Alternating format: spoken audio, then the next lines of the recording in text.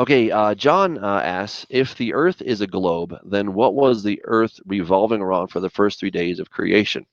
A great question. That really is a great question.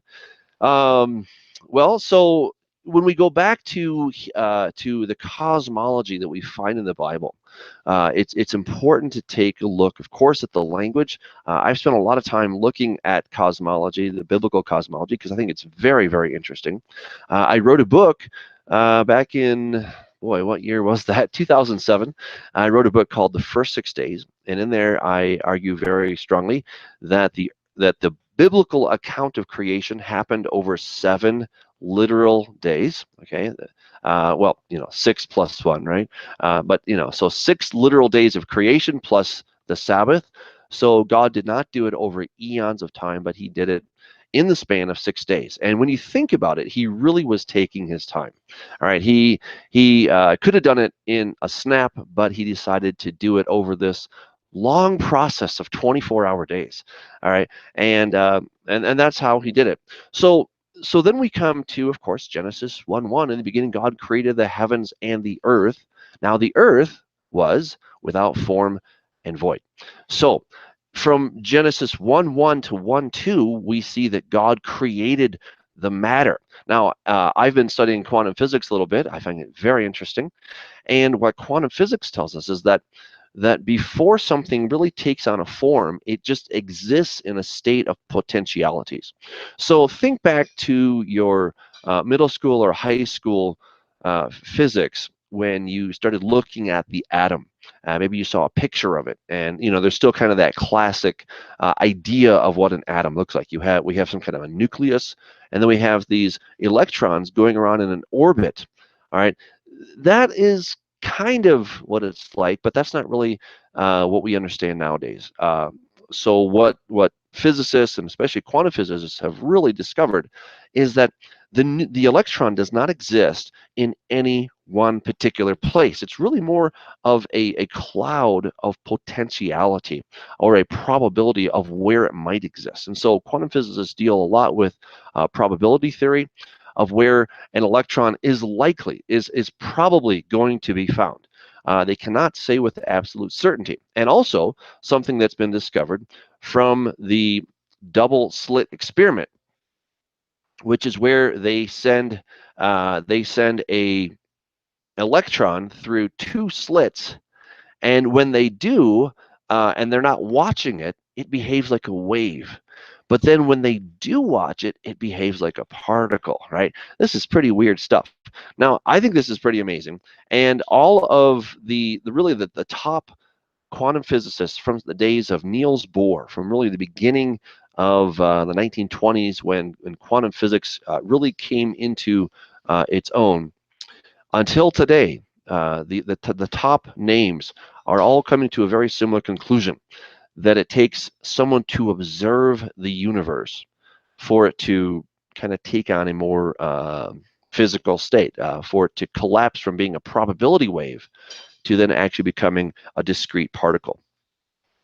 So why do I mention all this? Well, again, when we think of Genesis 1:1 and 1:2, when God created the heavens and the earth, He created this basic potentiality, and then He started to fashion the potentiality.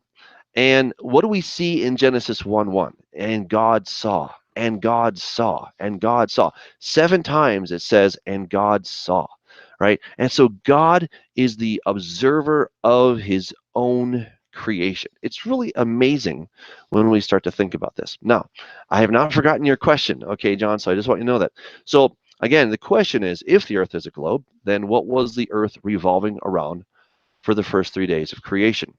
Well, again, it's an interesting question. We don't absolutely know the answer to what was happening, but we do know that God established evening and morning. Okay, so as we understand the earth today, and yes, I do own a globe, and I'm going to continue to own a globe. I know some people keep asking me, why do you own a globe? Because I really believe that the earth is, in fact, a globe, and I believe that science supports that as well. But the point here is that the Earth is revolving on its own axis, okay? And so the sun is out here, the Earth is revolving on its own axis. So before God created the sun, the earth still could have been revolving on its own axis. Now, that would have happened, of course, on day 4 when the sun came around. Before that, let's go back to day 3, right? We still have the earth, the planet. There seems to be some kind of a light source. We're not told specifically what the source of the light is, but we do know that God said, let there be light, and there was light. Okay, so God created the photons in the beginning, right? He created those. And before he created the photons, there were no photons, right? And so in the beginning, in Genesis 1:2, we see that very clearly. And now the earth was without form and void, and darkness was over the face of the deep, and the Spirit of God hovered over the face of the waters. So God took that state of potentiality and he began to fashion it, and he brought light, photons, into existence. So um, the reason that we would suggest, that I would suggest, that day 1 was still a 24-hour period, though I don't imagine that the globe that we have today was actually in existence on day 1. The reason I would suggest it was still a 24-hour period is because every other place where the word day is used, it's always referring to a 24-hour period. You could maybe argue there are 2 exceptions to that. One is Joshua's long day, when he asked for the Lord to make the sun and the moon stand still in their habitations, so that he could take care of the Nephilim problem, and that's exactly what he did. Um, and then we have another time when the Lord Jesus is going to come back, according to Habakkuk chapter 3, and it says that he startled the earth, and um, the sun stood in its habitation. Okay, so there we're going to have probably another long day in those examples. And then, of course, there is Hezekiah's long day as well.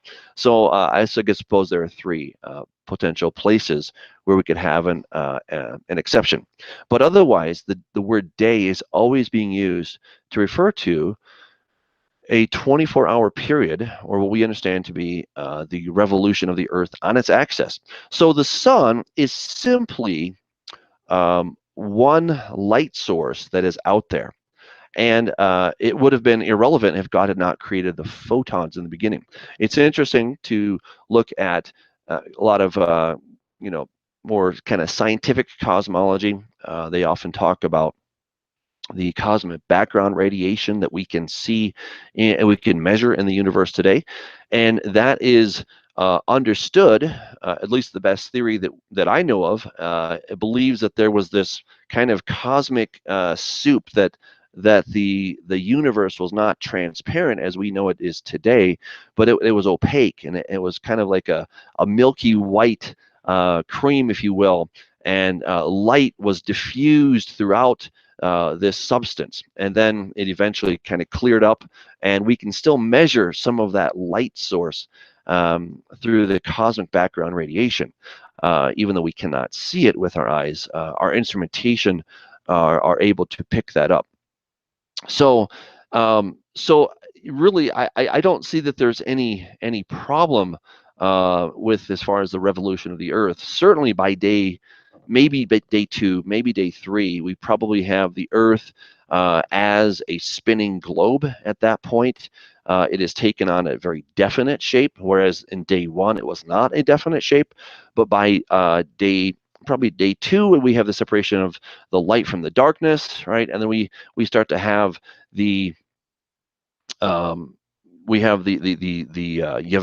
right? We have the continents, or the dry land appearing. So again, God is fashioning the earth at this point. We don't know exactly when he put the earth together as we understand it today, but it was somewhere between day 1 and maybe day 3, but I would argue probably day 2 would be my understanding, because by the time we get to day 3, we're really taking a look at the creation of the plant life, okay, and that seems to be the really big thing. So, the sphere as we understand it was pretty much done.